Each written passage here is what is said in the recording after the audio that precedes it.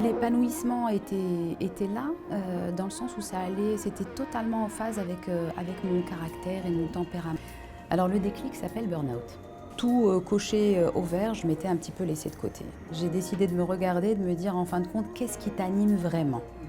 Le sens était au final de me rapprocher et de rendre hommage à cette petite fille que j'étais. Alhamdoulilah, on est marocain, donc j'ai mis ma casquette, j'ai enlevé mes jolis tailleurs, je me suis mise en espace, j'ai fait sortir mes sifflets et puis je dirais de toujours écouter la petite voix de l'enfant. Bienvenue dans Success Conversation. L'objectif de ces vidéos est de vous éclairer, de vous inspirer, de vous aider à réaliser vos rêves et aller vers la meilleure version de vous-même. Mon invitée est aussi audacieuse que créative. Et c'est en entreprenant il y a tout juste 8 ans qu'elle va le plus exprimer ses deux plus grandes forces. Sophia El-Kendoussi est née il y a 42 ans, à Meknès, où elle grandit, ville qu'elle revendique comme faisant partie intégrante de son histoire pour rester connectée à ses racines. Déjà très jeune, Sophia est attirée par la gastronomie et elle aime recevoir. Mais elle va s'orienter, encouragée par son entourage, vers une voie plutôt d'excellence, la finance, et part à Paris décrocher un DESS à la Sorbonne en finance de marché et d'entreprise. Elle débute sa carrière pendant 5 ans à Paris, dans des grands cabinets de conseil, puis rentre en 2010 au Maroc, chez un Big Five, où elle devient manager. 5 ans plus tard, alors qu'elle évolue très bien, son corps va crier plus fort que son cœur. Elle va se rendre compte qu'elle n'est pas à sa place et s'orienter vers sa voie, et c'est là que débute son histoire d'entrepreneur. Elle va faire référence à son livre de chevet, qui l'a d'ailleurs aidé dans sa transformation, Le monde de Sophie. Aujourd'hui, je choisis de partager son parcours courageux, car elle a su trouver sa voie, qui lui a permis d'exprimer la meilleure version d'elle-même, à travers des collections de chocolat, mais aussi de mets traditionnels, qu'elle appelle à juste titre couture, car ils lui permettent d'exprimer une identité forte, marocaine, mais revisitée. J'ai hâte de vous faire découvrir la belle personne de Sophia El-Kendoussi. Bonjour Sophia. Bonjour Sophia. Nous sommes le 31 janvier 2024. Un grand merci d'avoir accepté mon invitation dans une période que je sais très chargée pour toi. On en parlera tout à l'heure, entre décembre et janvier. Merci à toi pour cette jolie parenthèse. Alors, j'ai eu envie de commencer cette interview par ces deux questions. Qui es-tu et d'où vient le monde? Alors, pour ceux qui ont lu le monde de Sophie, ils auront vite compris. Pour d'où vient le monde, on se reverra une autre fois. Je pense qu'il faudra un peu plus de temps. Mais ma première question, Sophia, c'est qui es-tu? Comment pourrais-tu te présenter personnellement? Alors, je m'appelle Sophia, j'ai 41 ans. Maman de 2 enfants magnifiques, Abla 12 ans et Zaid 6 ans. Je suis originaire de la ville de Meknès, installée sur Casablanca depuis 13 années maintenant. Épouse, fille, sœur, amie, voilà. Alors, on va découvrir plus en détail ton parcours et ce qui a motivé vraiment mon envie forte de t'inviter à cette émission, c'est ce choix que tu as fait après une dizaine d'années dans le conseil, des études sur lesquelles nous reviendrons tout à l'heure, le choix d'entreprendre dans le chocolat. J'aimerais te demander quelles sont tes plus grandes forces, tes ressources qui t'ont permis d'aller vers ta voie. Quelles sont tes plus grandes forces comportementales, Sophia? Je pense que je suis d'abord une personne assez sociable. J'ai le contact assez facile, mais je suis aussi quelqu'un de très déterminé. Donc j'ai une détermination, je veux dire, sans limite, un petit tempérament de guerrière et une bosseuse. D'accord, voilà. Intéressant. Tu as fait des études en finance. Donc déjà, est-ce qu'il y avait une raison particulière qui t'a emmené vers ce choix ou pas? Alors pour être totalement honnête et transparente, ce n'était pas du tout mon choix de prédisposition d'études à la base. Je viens d'une génération où la cuisine, la couture, la danse est associée à un hobby et pas un métier à part entière. À la base, je voulais faire des études en gastronomie. Et ça a été tout de suite rejeté au sein de la famille. Ah, quand même, il y a eu un essai. Ah oui, alors il y a eu un essai et une volonté. Une Ah. volonté. Je voulais absolument faire de la gastronomie. J'étais animée par la cuisine. Et voilà, j'ai eu un nom catégorique, hors de question. Et donc, j'ai suivi un parcours, disons, des plus standards, des plus classiques, en allant vers une voie d'école de commerce, d'abord à la Sorbonne. J'ai fait l'université en finance, en gestion d'entreprise et en finance d'entreprise et de marché. Et par la suite, je me suis spécialisée, j'ai fait un master. Donc voilà, une voie classique. D'accord. Une voie classique de l'époque, je dirais. Absolument, mais c'était intéressant puisque tu étais déjà éclairée et finalement ta motivation, elle tendait plutôt vers la gastronomie déjà à l'époque, quand tu as emprunté ces études en finance. Totalement. Alors, plus jeune, je me rappelais, le vendredi soir, en rentrant des cours, j'organisais des dîners à la maison, dans une salle à manger, avec des petits mots, des petits menus, et j'invitais ma famille à s'installer autour de cette table. Je me prenais vraiment pour Top Chef. Alors, voilà. Donc, bon, donc c'est vraiment le rêve de la petite fille. Je faisais du théâtre aussi, j'aimais beaucoup monter sur scène. Très et puis voilà, donc j'ai suivi une voie, disons, dictée, entre guillemets, par mes parents. C'est la raison pour laquelle j'ai atterri par la suite. Oui. Mais quand même, dictée, ça a duré 10 ans. Tu passes 5 ans chez Accenture, où tu évolues en tant que manager. C'est quand même 10 bonnes années. À partir de quel moment? Est-ce que ça a été une somme d'événements? Est-ce que c'est longuement mûri? Est-ce qu'il y a eu un déclic? Quand même 10 années.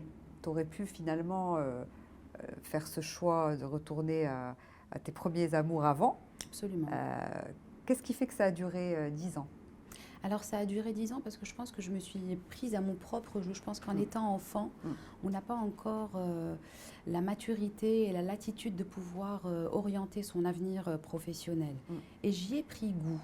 J'y ai pris goût dans le sens où l'image que m'a renvoyée la société, c'était une image de personnes qui occupaient un poste intéressant, de la femme qui brillait au sein de la société, respectée, qui gravit les échelons. Donc c'est quelque chose qui m'a animée. D'accord. Qui m'a animée et j'y ai pris goût. Et donc je me suis convaincue à un moment donné que c'était la voie de l'excellence.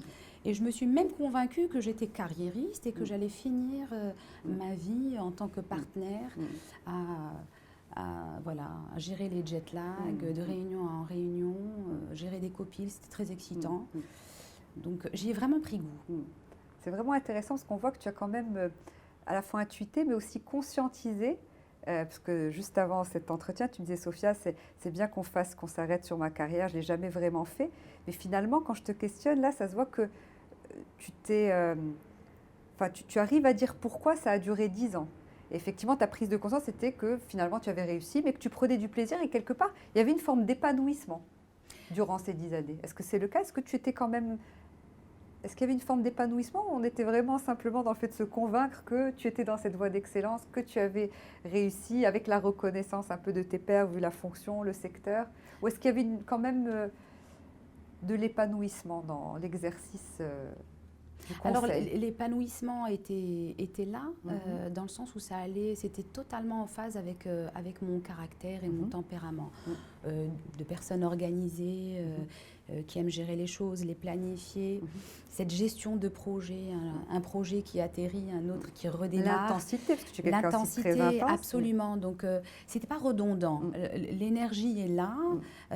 C'était pas du tout redondant. Pas routinier, parce que je sais aussi, connaissant ton profil, que tu n'aimes pas la routine. On va en parler tout à l'heure. Oui, c'est ça. Alors non seulement c'est pas routinier, puis j'avais pas l'impression d'appartenir à une entreprise.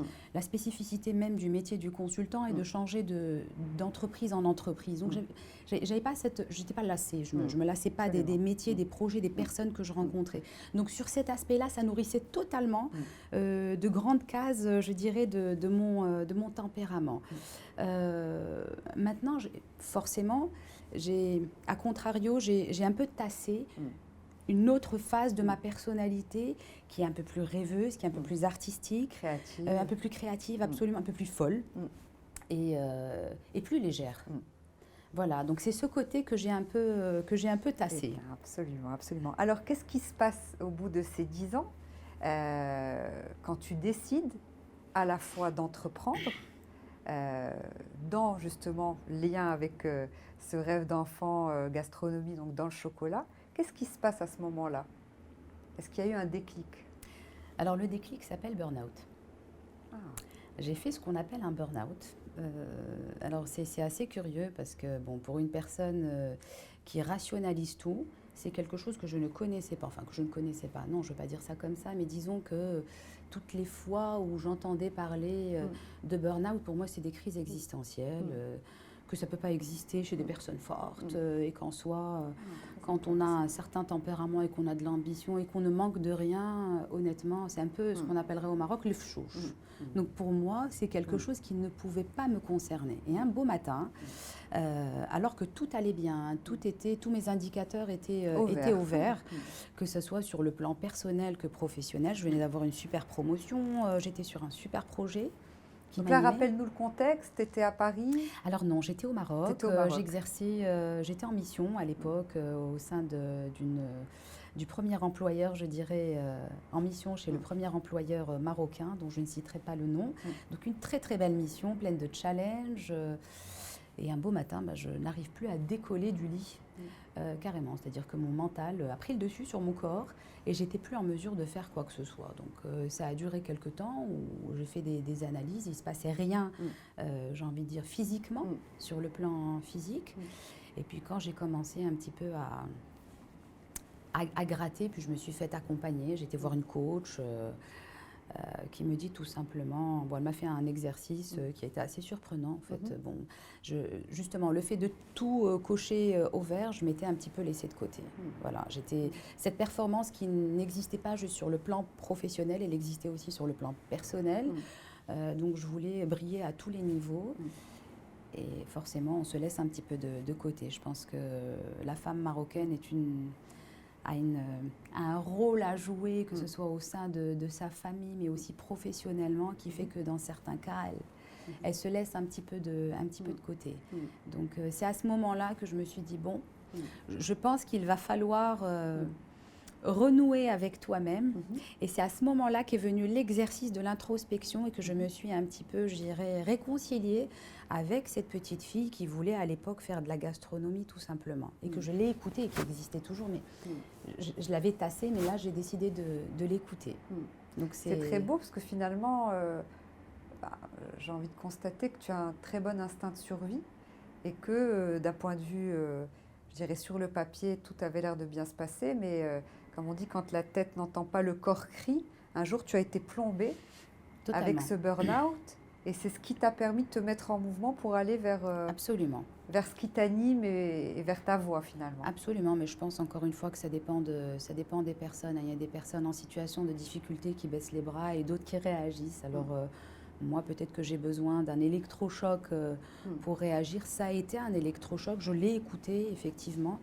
Et ça m'a soulagée, ça m'a fait beaucoup de bien, ça m'a soulagée parce que bon, il était non seulement assumé, mais je pense que pour la première fois de ma vie, j'ai été honnête avec moi-même et authentique. J'ai décidé de me regarder, de me dire en fin de compte, qu'est-ce qui t'anime vraiment ? Et pardon de t'interrompre. Le monde de Sophie vient d'un ouvrage que je lisais à cette époque de ma vie où je voulais faire de la gastronomie. Donc il ne vient pas de manière anodine, il a beaucoup de sens pour moi. Il a un sens parce que c'était mon livre de chevet en première et en terminale. Ça montre ton côté aussi intense et battant, parce que je précise qu'on parle d'un ouvrage de 600 pages sur la philosophie. Sur la philosophie, totalement. Tous les courants d'ailleurs philosophiques. Oui. Mais tu disais que c'était ton livre de chevet. C'était mon livre de chevet. Je m'identifiais à cette jeune fille de 15 ans qui se posait des questions existentielles. J'étais un peu rêveuse. Donc j'avais l'impression que la vie allait me résoudre des questions existentielles. Et donc voilà, c'est pour ça qu'est né, en fin de compte, voilà, le parallèle est né mon enseigne du nom de cet ouvrage, qui a beaucoup de sens pour moi. Le sens, c'était au final de me rapprocher et de rendre hommage à cette petite fille que j'étais. Complètement, c'est très beau. Alors, ces premiers pas dans l'entrepreneuriat, comment est-ce qu'on passe d'une carrière salariée dans le conseil, dans des grands groupes en plus, des grandes institutions, à ses premiers pas pour créer son business plan, choisir le local et ensuite toute la partie et la plus intéressante, créativité. Et ce qui est très beau, en tout cas moi ce qui me touche particulièrement dans ce que tu offres, c'est justement le côté un peu fusion, souvent avec le Maroc et très esthétique aussi. Hein. C'est délicieux. J'adore ce que tu fais, que ce soit les chocolats, les glaces, mais il y a une dimension esthétique très poussée, je trouve. Très recherché. Donc, quels ont été ces premiers pas en fait dans l'entrepreneuriat? Décris-nous un petit peu, résume-nous, comment est-ce que tu es passé de cette prise de conscience à, je dirais, l'entreprise en fait? Alors, je pense qu'il y a des réflexes qu'on garde en tant que consultant. Donc, j'ai fait un super business plan, j'ai passé des nuits à travailler dessus, j'ai établi mes process, j'avais énuméré la liste de mes fournisseurs sur le plan national et international. Donc j'ai fait de très très jolies, des belles slides, super PowerPoint, des jalons, un macro planning et bam, la réalité au Maroc. La réalité administrative a été totalement différente. Parce que les gens ne respectent pas un planning, les engagements, parce que c'est très compliqué, je ne vais pas dire en tant que femme marocaine, mais en tant qu'entrepreneur, tout simplement. Hein. À contrario de l'entrepreneuriat en Europe, on va avoir des centres de formation, des aides. Là, c'est un peu bancal. Il y a des choses qui existent, mais disons qu'il faut aller chercher l'information, absolument, système D. Et écoute, j'ai envie de te dire, flexibility, agility, hein, il faut savoir sortir son épingle du jeu. Alhamdoulilah, on est marocain, donc j'ai mis ma casquette, j'ai enlevé mes jolis tailleurs, je me suis mise en espace, j'ai fait sortir mes sifflets, et puis j'ai poussé des gueulantes et ça a fonctionné. J'ai parlé un langage, voilà, j'ai parlé un langage, je me suis adaptée. Tu t'es adaptée. Donc, au sein d'une même journée, il y a un côté un peu schizophrène où je peux avoir un très joli chignon et accueillir mes clients et de la même manière que parler à mon fournisseur de coffrets et de boîtes d'une manière un peu plus rustique, un peu plus terre à terre. Donc voilà, c'est la flexibilité. Après, quand on aime ce qu'on fait, très honnêtement, on le fait avec le cœur. Puis j'ai suivi mon instinct, donc je l'ai fait avec beaucoup d'amour. Et ça s'est ressenti, et les gens me l'ont bien rendu, que ce soit mes équipes ou que ce soit mes pairs. Tu as parlé de ton burn-out, Sophia, qui est un moment extrêmement difficile, dont Dieu merci tu t'es relevée. Est-ce que c'est la plus grande épreuve que tu as vécue dans ton existence, ou y en a-t-il une autre? Parce que j'aimerais savoir du coup les enseignements que tu as pu tirer de la plus grosse épreuve que tu aies pu vivre dans ta vie. L'une des épreuves assez compliquées à vivre, et je dirais qu'elle concerne plus d'une personne, était la crise Covid. C'était compliqué, c'est arrivé subitement. On a tous été confinés. Et professionnellement parlant, j'avoue qu'au début, j'ai un peu perdu pied. En tant qu'entrepreneur, on n'a aucune visibilité sur la date de reprise de cet événement. Je suis sur des produits périssables, donc j'ai envie de te dire, c'était une perte à gagner immédiate. Sûr. Donc elle a fait partie des crises qui m'ont prise de plein fouet et qui étaient ingérables. Oui. Mais voilà, à ce moment-là, il y a quelque chose qui s'est produit, j'ai envie de dire de l'ordre de l'ésotérique. C'est l'image de mon grand-père. Alors, mon grand-père est une personne, Allah yarhamou, qui a beaucoup marqué ma vie, ma vie professionnelle. Et voilà, c'était un peu un modèle, c'est un mentor. C'est une personne qui n'a pas fait d'études, qui a bâti un empire au sein de la ville de Meknès. De la manière la plus modeste, mais très acharnée. C'est une personne qui était vraiment obtus, qui allait jusqu'au bout des choses et qui voyait loin. Et encore une fois, dans la modestie, avec beaucoup de piété. Donc son image m'a beaucoup marquée. D'ailleurs, il est très présent, hein. Je le sens. Comment s'appelle-t-il? Il s'appelle, je l'appelais Bassidi. Bassidi, donc avec un petit regard rieur. Il m'a toujours qualifiée de Tselfa. Je ne sais pas pourquoi il m'a dit, en fait pour me titiller, il sentait que ça me titillait, donc il me disait Tselfa. En même temps, ton profil, c'est quelqu'un qui doute énormément. Absolument, donc peut-être que il voyait juste. Peut-être qu'il voyait juste et qu'il voyait, voilà, donc j'ai toujours cherché cette voie. Et cette voie justement dans des moments les plus difficiles où j'ai le plus douté, j'ai son image de personne forte mais très apaisée. Donc son image m'a beaucoup marquée et elle m'a aidée durant cette période de crise où je me suis ressaisie, je me suis relevée et je me suis dit allez, flexibility, agility, qu'est-ce qu'on fait? On pleure, on reste chez soi, on baisse les rideaux? Non, on va trouver une solution.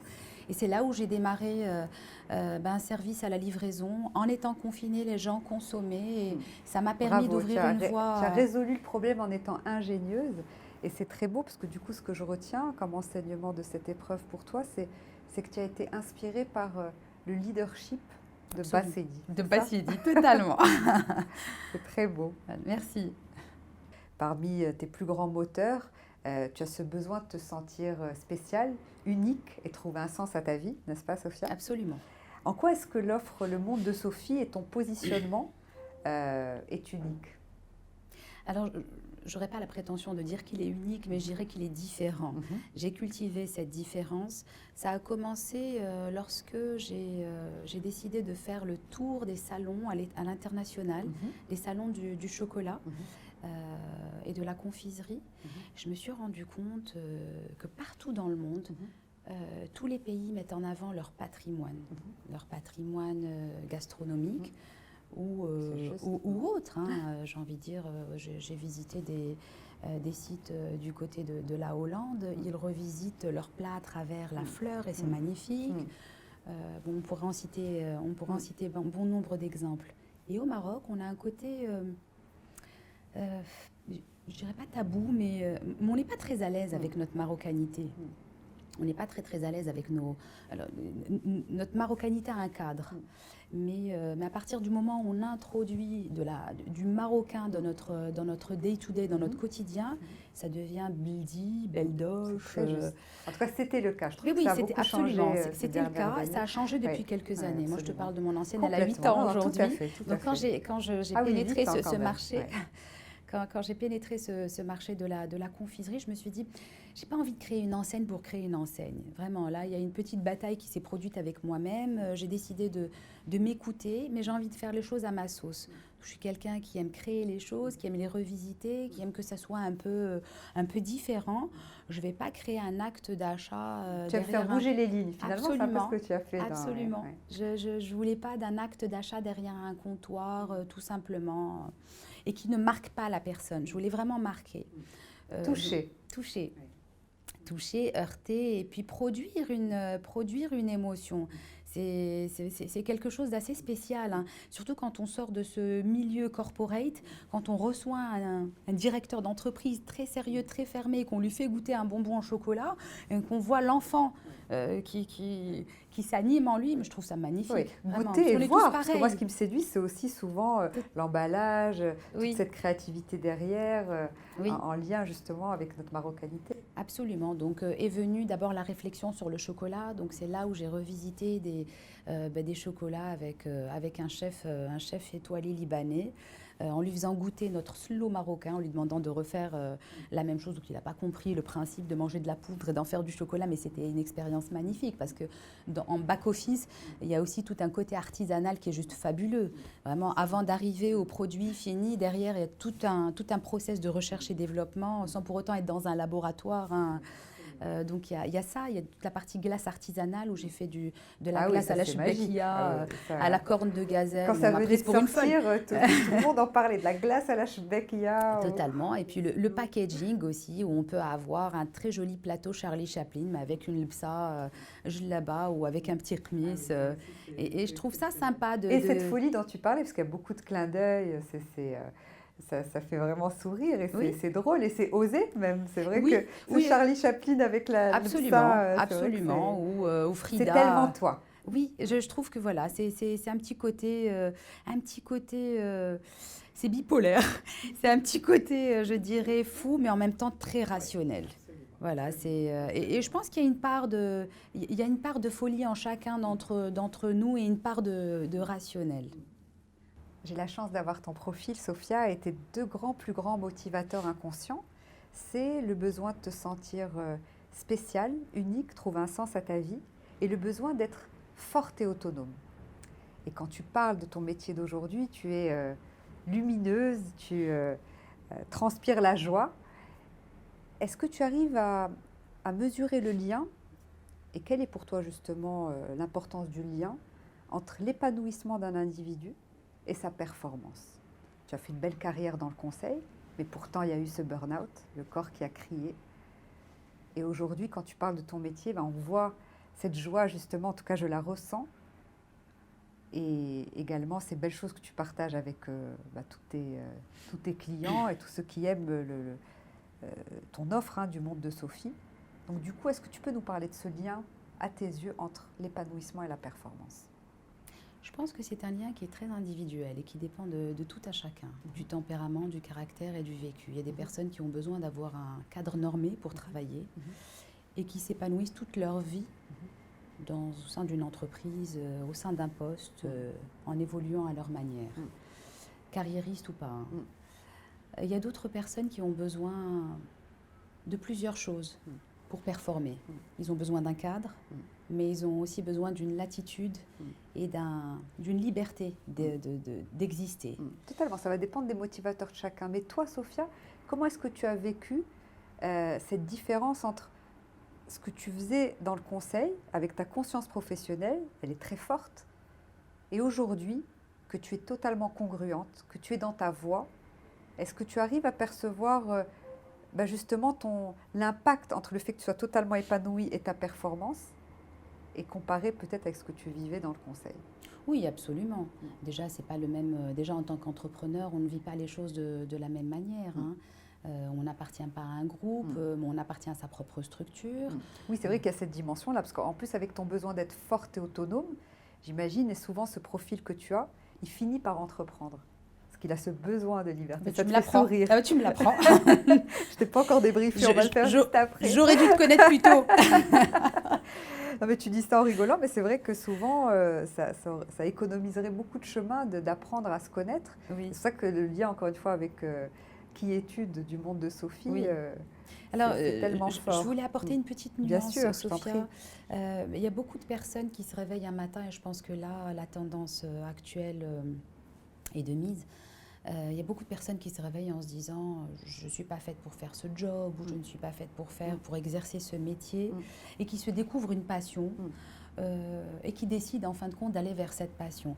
Moi, j'apporterai juste une petite nuance, parce que je ne vais pas cracher dans la soupe sur les 10 années que j'ai passées dans le conseil. Bien sûr. J'aurais été incapable, vraiment, je le dis et je pèse mes mots, de faire ce que je fais aujourd'hui. Je ne parle pas de la partie créa, je ne parle pas de la partie développement de produits, imaginer des choses, mais vraiment de la partie organisationnelle, gestion de projet, gestion des situations de crise. J'aurais été incapable de le faire si j'avais pas été sur les bancs de l'école de grandes entreprises ou de cabinets de conseil, parce qu'on nous apprend ce type de choses. Il y a des réflexes qui s'instaurent, et inconscients, on apprend à travailler, à fonctionner d'une certaine manière. Donc là où peut-être un entrepreneur qui n'a pas eu un background va découvrir certaines choses dans le tas et va faire certaines erreurs, j'ai quand même eu la chance. Ça t'a fait gagner du temps. D'abord, je salue ta gratitude, parce que je pense que c'est très sage et c'est juste d'ailleurs quand on t'entend. C'est évident que tu as dû acquérir des réflexes dans le conseil.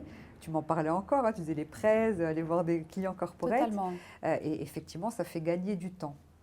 Maintenant, chacun son chemin. Mais ce que j'entends, et peut-être ce que tu souhaites partager, c'est que parfois un passage dans le monde corporate, dans l'entreprise, aide à ses premiers pas dans l'entrepreneuriat. Absolument, absolument, parce qu'on ne peut pas, en tant qu'entrepreneur, d'abord on n'a pas les moyens matériels et humains de pouvoir avoir un département dédié à chaque métier. Donc au début, on porte plusieurs casquettes. On va porter la casquette de la gestion du stock et de l'approvisionnement, de la finance, du développement, du marketing, de la production.